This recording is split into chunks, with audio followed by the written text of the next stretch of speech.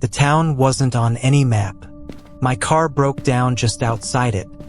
Middle of the night, thick fog blanketing the forest highway. No signal, no passing cars. Only a single wooden sign at the edge of the trees. Welcome to Greyvale, stay quiet. There were houses, shops, a chapel. But no people. Not a sound, not a breeze.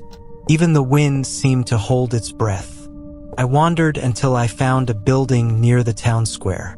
A crumbling hotel. Its sign read, "The Greyvale in vacancy."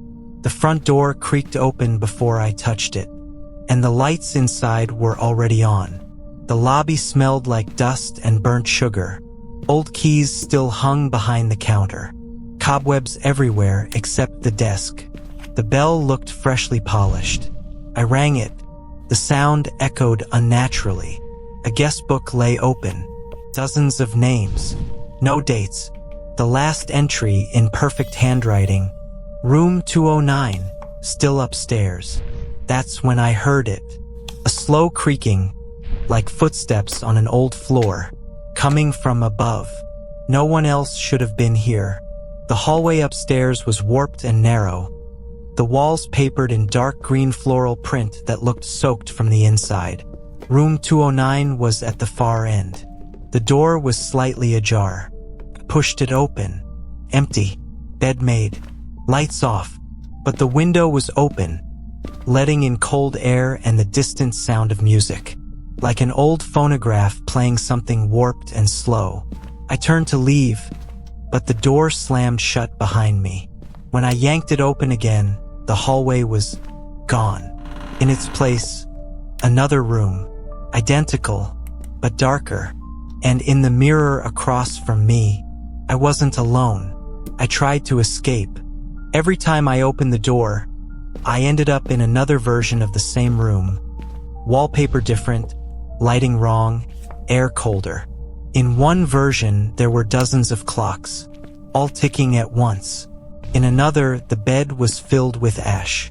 Eventually, I found a staircase where there shouldn't be one, spiraling upward into blackness. I climbed. Each step groaned like it was in pain. The walls wept.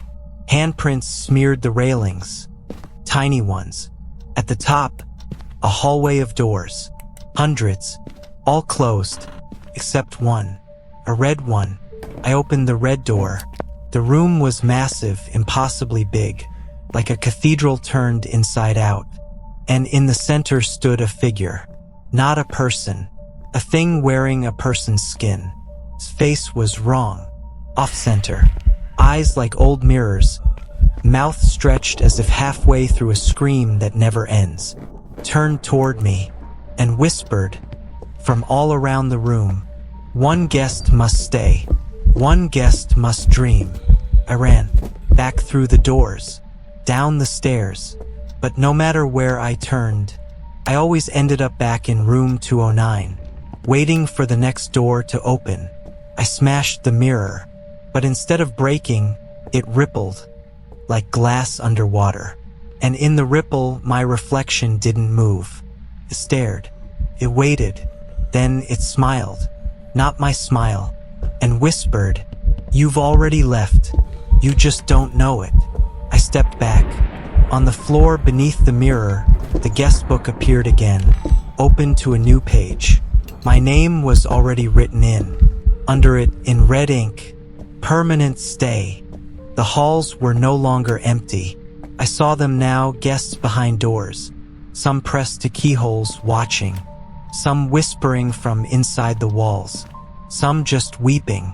And I recognized them. Faces from the guest book. A child with a stuffed bear. A woman in a wedding dress. A man with no eyes. They looked stuck, like they were frozen in place. Trapped in loops. Living the same moment over and over. And I heard the phonograph music again. Slow, broken. Playing from every room at once. There was one door I hadn't opened. It was black. No number. No knob. Just a speaker in the center. Crackling. Then my voice came through it. "Let me out. I made it out. Please help me." Don't let me be part of this. It was me, but desperate, terrified. Real. I pounded on the door. No answer. Then I looked down and saw my own reflection on the polished floor. It was still smiling. There's no time in Greyvale. But in the lobby, behind the counter, I finally found a clock. One single hand, spinning faster and faster. The lights flickered, and I saw something behind the front desk. A full-length mirror. Inside it, a lobby identical to mine. Same keys, same shadows. But no me, only the thing from the red room. And behind it, dozens of versions of me, reaching out. Some screaming, some completely still. Then I noticed, the hotel door was gone. I write this in room 209, or a version of it. The walls change hourly. The bed sometimes breathes. The lights dim on their own. There is no exit, only new versions of the same place. The hotel reconfigures itself around whoever enters. And soon, someone else will break down on that fog road. They'll find Greyvale, see the lights on, ring the bell. The guest book will be waiting, and my name will be the one welcoming them. Welcome to Greyvale. Room 209 is ready. Please enjoy your stay.